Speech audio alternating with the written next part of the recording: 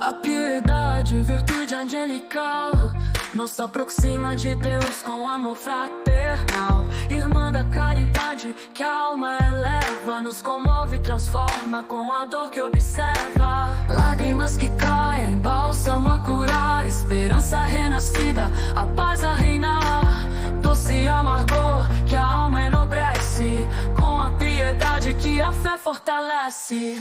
Devotamento e amor em união se fundem, esquecimento de si em ações que perfundam. Abnegação sublime, virtude sem igual, exemplo do Messias em seu amor total.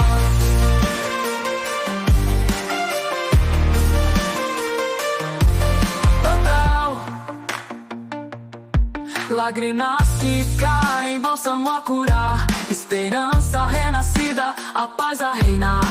Doce amargor que a alma enobrece, com a piedade que a fé fortalece. Doutrina pura que a terra renovará, concórdia, paz e amor em cada lar. Humildade, beneficência e amor fraternal, frutos da piedade que o egoísmo acalmará. Lágrimas que caem, bálsamo a curar, esperança renascida, a paz a reinar. Doce amargor que a alma enobrece, com a piedade que a fé fortalece. Devotamento e amor em união se fundem, esquecimento de si em ações que perfundam. Abnegação sublime, virtude sem igual, exemplo do Messias em seu amor total.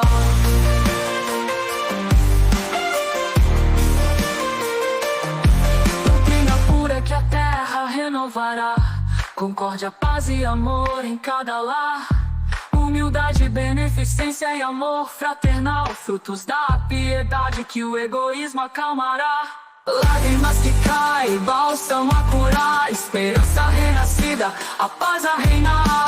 Doce amargor que a alma enobrece, com a piedade que a fé fortalece. Indiferença culposa, mar morto ocultar, faz a fétida e corrupção apodrecer. A piedade nos comove e nos faz agir, socorrer o aflito com amor a sentir.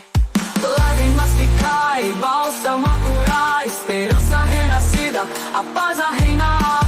Doce amargor que a alma enobrece, com a piedade que a fé fortalece. Precursor da caridade, a piedade nos guia, consoladora e amparo na dor que nos aflige. Com ela o bem floresce, a alma se engrandece, a luz da fé nos guia, a eterna paz que cresce.